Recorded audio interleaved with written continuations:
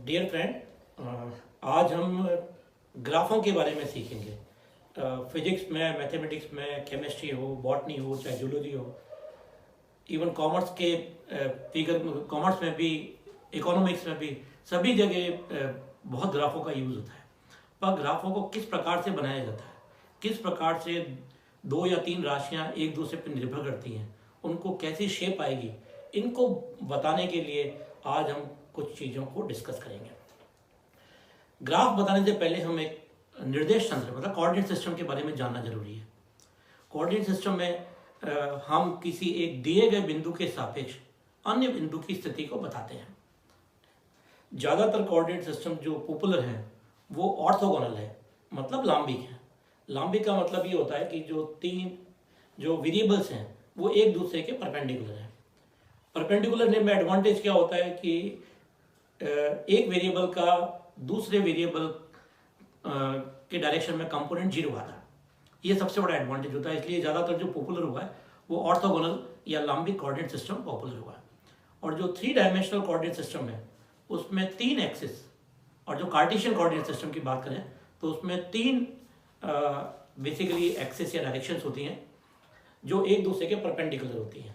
ठीक है ना, ये 3 डायरेक्शन है, ये बेसिकली अपन काम में ले सकते हैं। कार्टेशियन कोऑर्डिनेट सिस्टम में जैसे मैंने बताया कि हम तो 3 डायरेक्शन लेते हैं, वो एक्स, वाई और जेड जनरली 3 वेरिएबल के रूप में काम में लेते हैं। अब एक छोटा सा क्वेश्चन ये आता है कि किसको एक्स माने, किसको वाई माने, किसी को जेड माने। तो इसके लिए एक जनरल कंसेप्ट ये है कि जो दिए गए तीनों कोऑर्डिनेट हैं या तीनों डायरेक्शन है, उसमें किसी भी एक को जो चाहे वो मान सकते हैं। मैं चाहे तो इसको एक्स मान सकता हूँ, और मेरा मूड नहीं करा तो मैं कहता हूँ ये वाई है, ठीक है, वी कैन टेक इट। और नहीं जच रहा है तो अपन इसको जेड भी ले सकते हैं। मगर जैसे ही हमने एक डायरेक्शंस को एक्स, वाई या जेड के रूप में कर दिया, तो जो बाकी की जो 2 डायरेक्शन है वो कुछ लॉ को फॉलो करती होनी चाहिए। तो जनरली जो डायरेक्शंस हम काम में आजकल जो पॉपुलर है वो लेफ्ट हैंडेड, जिसको दक्षिणवर्ती कोऑर्डिनेट सिस्टम कहते हैं, वो ज़्यादातर काम में आता है। उसमें आई क्रॉस जे बराबर के होता है। इसका मतलब है कि अगर मैं स्क्रू को आई से जे की तरफ मीन्स एक्स डायरेक्शन से वाई डायरेक्शन की तरफ घुमाऊं, तो उसका जो मूवमेंट होना चाहिए वो जे की तरफ होना, के की तरफ होना चाहिए। तो आई क्रॉस जे बराबर के का मतलब ये। तो अगर मैंने बाय द वे इस डायरेक्शन को एक्स मान लिया, है ना, इस डायरेक्शन को एक्स मान लिया, तो अब मैं ये वाई होगी या ये वाई होगी, ये डिसाइड, ये लॉ करेगा। ठीक है ना। तो हम जानते हैं जैसे आई क्रॉस जे बराबर के होता है, जे क्रॉस के बराबर आई होता है, और के क्रॉस आई बराबर जे होता है। तो हम इस नियम के अंदर देख लेंगे कि किस डायरेक्शन के अंदर ये आ रहा है। तो इस पर्टिकुलर को अगर मैं एक्स लेता हूं तो ये वाली डायरेक्शन वाई होगी, ये डायरेक्शन, अब इसको रोटेट करके देखते हैं कि ये डायरेक्शन वाई होगी या नहीं होगी। तो मैं इसको पेज को रोटेट करता हूँ, आई से जे की तरफ रोटेट करा, तो आई से जे की तरफ जैसे ही मैं इसको स्क्रू को रोटेट करता हूँ तो ये स्क्रू खुलेगा तो ये कहाँ चलेगा, ऊपर चलेगा। ऊपर चलेगा तो मतलब ये डायरेक्शन क्या होगी, जे होगी। तो अगर मेरे पास ये आई है तो ये वाली डायरेक्शन जे होगी और ये डायरेक्शन के होगी। अगर ये आई है और इसको मैं बाय द वे जे मान लूँ तो देखते हैं कि ये के हो सकती है या नहीं हो सकती है। तो जैसे ही मैं आई से जे की तरफ पेज को रोटेट करता हूँ तो मैं इसको यूँ रोटेट करा मैंने इस तरफ, जैसे ही मैंने इसको रोटेट करा तो ये क्या हो रहा है, पेज खुल रहा है, मेरी तरफ आ रहा है। इसका मतलब के की डायरेक्शन ये होगी, मेरी तरफ होगी, जबकि अपने पास डायरेक्शन ये आ रही है। तो इसका मतलब है कि अगर ये कोऑर्डिनेट सिस्टम दिया हुआ है, इसमें ये आई है, तो जे यही होगी और के ये होगी। तो हम ये कर सकते हैं। अब 1D, 2D, 3D में से जो पॉपुलर अपने पास जो काम में ग्राफ आते हैं, क्योंकि हम ग्राफों को जनरली कागज पे रिप्रेजेंट करते हैं। कागज एक 2 डायमेंशनल तल होता है और 2D के ऊपर ज़्यादा काम आते हैं। तो 2D में हम एक्स और वाई 2 वेरिएबल कार्टेशियन कोऑर्डिनेट में ले सकते हैं, कार्तिक निर्देश तंत्र में ले सकते हैं। अब किसी भी एक्सिस को हम एक्स ले सकते हैं, किसी को भी वाई ले सकते हैं, इसमें कोई बाइंडिंग नहीं है क्योंकि हमारे पास जेड फ्री है। तो मैं आपके सामने यहाँ ग्राफ बना रहा हूँ, यहाँ पे ये प्लेन है, कागज है, प्लेन है, 2D है, एक डायरेक्शन ये रही और एक डायरेक्शन ये रही, ये मैंने यहाँ पे शो कर दिया। तो यहाँ पे जो दो वेरिएबल है उनको अपन ले लेंगे। तो ये यहाँ पे उसका ओरिजिन है, मान लो एक वेरिएबल यहाँ पे मैंने ले लिया x और तो दूसरा क्या हो जाएगा यहाँ y। ये x की इंक्रीजिंग है पॉजिटिव के अंदर और ये x की माइनस के अंदर जो भी वैल्यूज होगी वो यहाँ आ जाएगी। इसी तरीके से y की वैल्यूज ऊपर की तरफ जा रही है इंक्रीजिंग और जो नीचे की तरफ है वो डिक्रीजिंग नेगेटिव डायरेक्शन में। अब हम इसमें x और y जो दो वेरिएबल है, इसका मतलब ये है कि x के बदलने से y कैसे बदल रहा है इसको हम देख सकते हैं। तो जो बहुत पॉपुलर जो वेरिएबल्स होते हैं, कुछ ग्राफ्स होते हैं, उनके बारे में हम यहाँ पर डिस्कस करेंगे। तो सबसे पहले जो काम में आता है वो स्ट्रेट लाइन काम में आता है, सरल रेखा। सरल रेखा की हम जानते हैं कि जो इक्वेशन होती है वो y is equal to mx plus C होती है। मगर मैं इस इक्वेशन को ऐसे ना लिख करके किसी दूसरे रूप में लिखना चाहता हूं। मैं इस इक्वेशन को लिख रहा हूं ऐसे, ग्राफ अच्छी तरह सीखने के लिए मैं इस तरीके से काम कर रहा हूं, plus minus y is equal to plus minus mx plus minus C. इस तरीके से मैं इसको काम में लूंगा तो मेरे पास सारे पॉसिबल जो वेरिएबल्स हैं, ग्राफ हैं, वो सब आ जाएंगे। अब हम अलग अलग वैल्यू रख करके और सारी वैल्यूज को रख करके अलग अलग ग्राफ बना सकते हैं। जैसे मैं एग्जांपल के लिए एक छोटा सा काम करता हूं कि वो एक कोई वैल्यू लेता हूं मैं यहाँ पर। तो से मैंने पहले इक्वेशन ले ली, यहाँ से प्लस लेता हूँ, यहाँ प्लस लेता हूँ और यहाँ प्लस ले लेता हूँ। हम ये काम करते हैं कि पहले दो को फिक्स करते हैं, एक को वेरी कर देते हैं, फिर रिजल्ट करना बहुत अच्छा होगा। तो मैं पहले इक्वेशन लिखता हूँ y is equal to mx plus C और दूसरा y is equal to mx minus C. मैं पहले अभी मैंने इसको केवल प्लस ले रहा हूँ, इसका केवल प्लस ले रहा हूँ और इसको मैंने एक बार प्लस ले रहा हूँ, एक बार माइनस ले रहा हूँ और उसको ग्राफ करके हम बताते रहेंगे। अब इनका ग्राफिकल रिप्रेजेंटेशन कैसा होगा, पहले वाली इक्वेशन का मैं बताता हूँ, फिर दूसरे का बताऊंगा और फिर अपन जितनी पॉसिबल इक्वेशन बनेगी उन सबका अपन बताएंगे। इसका मतलब ये है कि अगर मैं इस पे x बराबर 0 रख दूं, x बराबर 0 रख दूं तो y की वैल्यू क्या होगी, प्लस सी होगी। इसका मतलब ये ग्राफ यहां से कहीं से शुरू होगा। पहली चीज ये अपने को देखनी है। दूसरा ये है कि m इसका प्लस है, m मतलब स्लोप है, स्लोप मतलब tan थीटा, और जो थीटा लेंगे वो x एक्सिस के साथ लेना है, तो वो पॉजिटिव होगा। पॉजिटिव का मतलब है 0 से 90 डिग्री के बीच में होगा। तो यहां पे से जो भी रेखाएं निकलेगी वो इस तरफ निकलेगी, इस तरफ निकलेगी, इस तरफ निकलेगी, वो स्लोप m की वैल्यू पर डिपेंड करेगा। बाकी उसकी वैल्यू 0 से लेकर के 90 डिग्री के बीच में ही लाई करेगी। तो अगर मेरे को इस इक्वेशन का ग्राफ बनाना है एक नंबर का, तो मेरे पास इक्वेशन इसकी स्ट्रेट सीधी ये बन जाएगी। ये जो इसका ग्राफ है वो ये बन जाएगा। तो इसमें m की वैल्यू जो स्लोप है, जिसको अपन tan थीटा कहते हैं, ये थीटा है और ये इसका अपन tan थीटा ले लें और ये इसका स्लोप है, ये 0 से 90 डिग्री के बीच में ही है और पॉजिटिव है। तो इस इक्वेशन की जो ग्राफ होगा वो हमेशा ऐसा ही होगा। m की वैल्यू कम या ज्यादा होने पर इसका झुकाव इधर हो जाएगा या इधर हो जाएगा, कम होगा तो इधर होगा और ज्यादा होने पर इधर हो जाएगा। ये 0 से लेकर के 90 डिग्री तक होगा। 0 कब होगा, जब m की वैल्यू 0 हो जाएगा तो tan थीटा की वैल्यू भी क्या हो जाएगी, 0 हो जाएगी। तो पहले वाली इक्वेशन का ये ग्राफ हो जाएगा। अब हम देखते हैं सेकंड इक्वेशन के ऊपर, y is equal to mx minus C. इसमें m पॉजिटिव ही है मगर c की वैल्यू क्या हो गई है, माइनस हो गई है। इसका मतलब है जब मेरे पे x बराबर 0 है, x बराबर 0 y एक्सिस पे होता है, तो y इज इक्वल टू कितना हो गया, माइनस सी। इसका मतलब है जो मेरे पास y एक्सिस है उसमें मैं माइनस सी के ऊपर जाता हूँ तो माइनस नीचे की तरफ होगा, तो यहाँ पे ग्राफ होगा वो यहाँ से पास आउट करेगा। तो मेरे पास जो इक्वेशन चलेगी वो इस तरीके से होगी। तो जो पहले नंबर का इक्वेशन ये बनेगी और दूसरे नंबर की इक्वेशन ये बनेगी। तो ये दो पॉसिबल कॉम्बिनेशन एक पर्टिकुलर केस के लिए हो जाते हैं।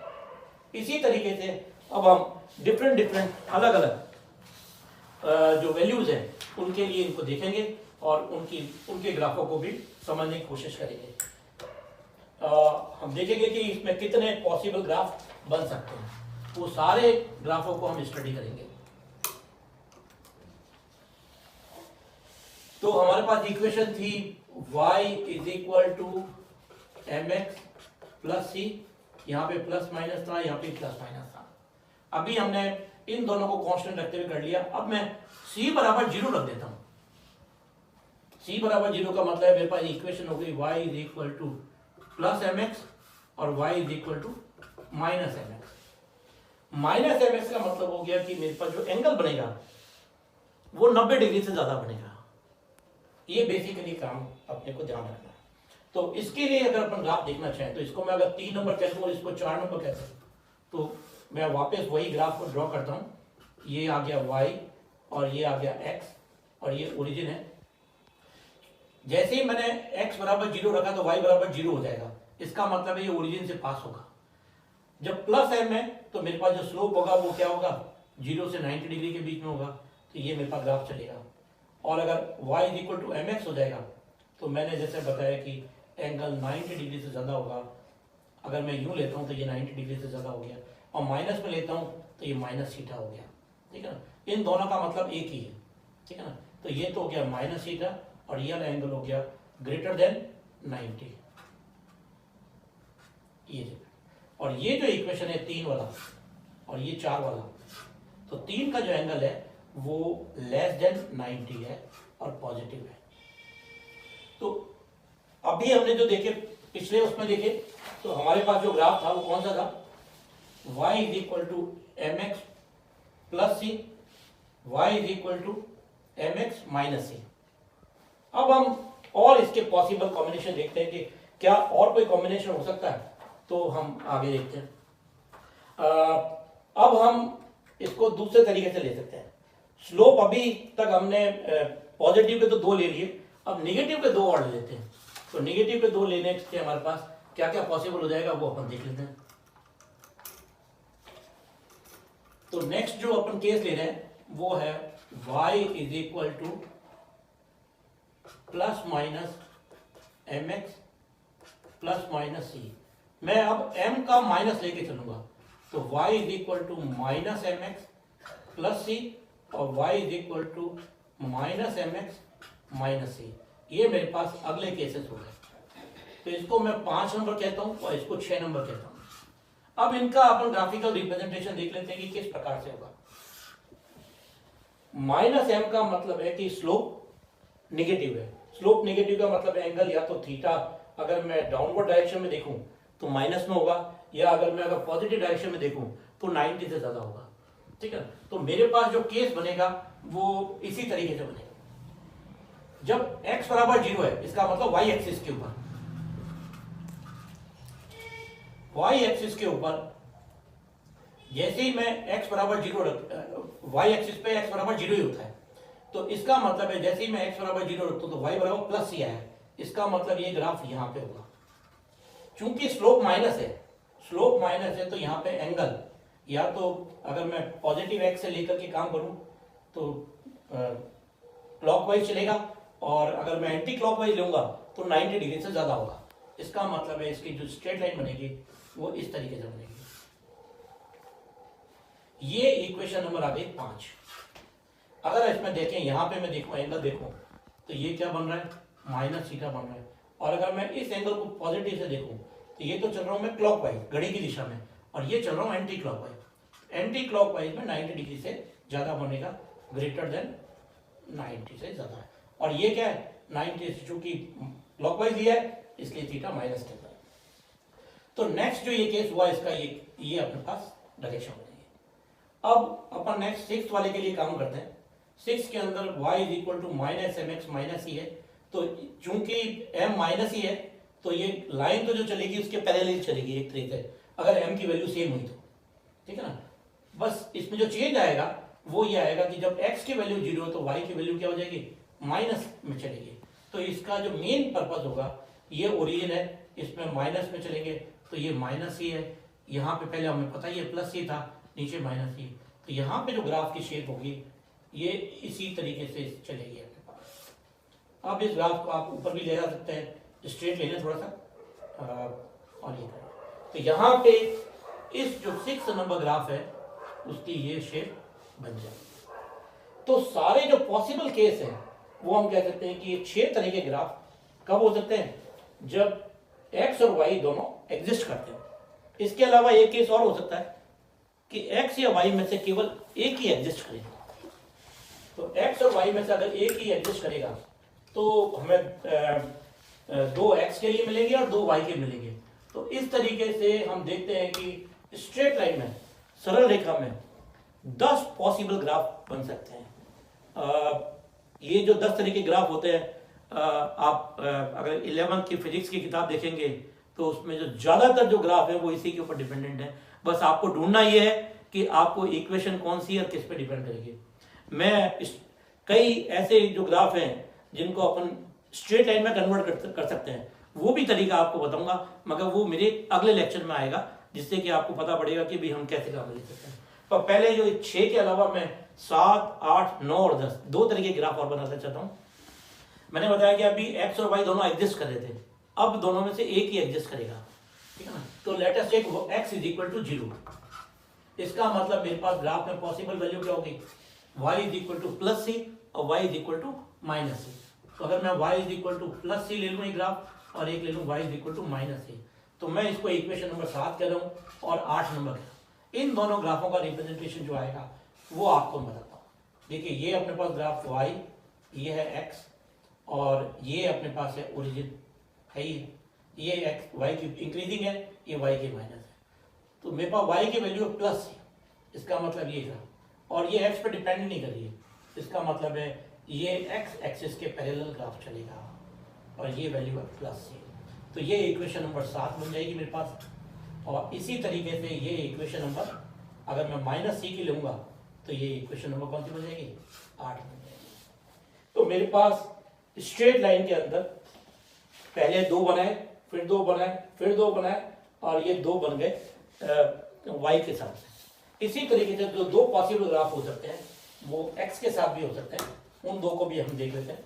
तो हमारा स्ट्रेट लाइन के जितने पॉसिबल ग्राफ हैं वो सारे के सारे बन जाएंगे और ये सब ग्राफों को हमें बनाना आना चाहिए। अगर अपन ये मान के चलें कि अगर अपने को ये ग्राफ बनाने आते हैं तो किसी भी कंपटीशन में जाएं, चाहे वो केमिस्ट्री का यूज में हो, चाहे फिजिक्स का हो, चाहे बॉटनी, जूलॉजी, जहां बिहेवियर की बात आएगी, स्ट्रेट लाइन की बात आएगी, तब ये सब चीजें काम आएंगी। एक इनकी फंडामेंटल जो चीज है वो मैं अभी आपको ये ग्राफ बता करके फिर बताता हूँ। वो इसका बेस होगा जो बताएगा कि स्ट्रेट लाइन को देखेंगे कैसे, क्या पता पड़ेगा कि इसका स्ट्रेट लाइन आएगा कि नहीं आएगा, ठीक है ना। वो बहुत जरूरी है। मैं आपको जस्ट पहले ये ग्राफ बना करके फिर बताता हूँ। तो जो लास्ट पॉइंट है वो है y इज इक्वल टू 0। तो y इज इक्वल टू 0 हो जाएगा तो मेरे पास mx is equal to plus minus C हो जाएगा। इसका मतलब x is equal to plus minus 1/c, another constant हो जाएगा, एक नया कांस्टेंट हो जाएगा जिसको मैंने c0 ले लिया, या इसको c डैश भी ले सकते हैं हम, ज्यादा अच्छा रहेगा, ठीक है ना। तो अब x की वैल्यू मेरे पास प्लस c डैश हो सकती है माइनस c डैश, तो x is equal to plus c dash और इज इक्वल टू कितना हो जाएगा माइनस c डैश। तो इसका जो ग्राफ आएगा वो अगर मैं इसको ओरिजिन लूँ, इसको x लूँ, इसको y लूँ, तो मैं अगर यहाँ पे लेता हूँ तो ये तो है प्लस c डैश, तो मेरे पास जो ग्राफ आएगा वो इस तरीके से स्ट्रेट लाइन हो जाएगा। और अगर x बराबर माइनस c डैश है तो वो इस तरीके से ग्राफ हो जाएगा। ये 10 पॉसिबल ग्राफ है, उनको मैं एक साथ आपको ड्रॉ करके बताता हूँ जिससे पता रहे कि हम सरल रेखा इतनी सरल नहीं है जितनी दिखती है ना। वो उसमें 10 पॉसिबल ग्राफ बन सकते हैं। वो सारे के सारे ग्राफों को मैं एक साथ बताता हूँ और फिर मैं इसकी जो मोस्ट फंडामेंटल चीज है जिससे पता पड़े कि ये सरल रेखा कब आएगी, है ना, वो सब बताता हूँ। तो मैं यहाँ पे सारे के सारे ग्राफों को एक पर साथ कलेक्ट कर रहा हूँ। वो ये बात है, एक ग्राफ, दूसरा ग्राफ, तीसरा ग्राफ, चौथा ग्राफ, पांचवा ग्राफ, ये छठा ग्राफ, ये सातवां ग्राफ, ये आठवां ग्राफ, ये नौवां ग्राफ और ये 10वां ग्राफ। ये सारे के सारे पॉसिबल जो कॉम्बिनेशन बनते हैं स्ट्रेट लाइन के अंदर वो है। जब भी एम एक्स पॉजिटिव हो, एम पॉजिटिव हो, है ना, तो 1 2 3 इन 3 में से कोई ग्राफ होगा। और जब भी एम नेगेटिव हो तो ये वाला और ये वाला ग्राफ होगा। और अगर एक्स या वाई में से कोई एक ही हो तो या तो ये वाला या ये वाला और या ये वाला और ये वाला ग्राफ होगा। ये मान के चलना। अब सब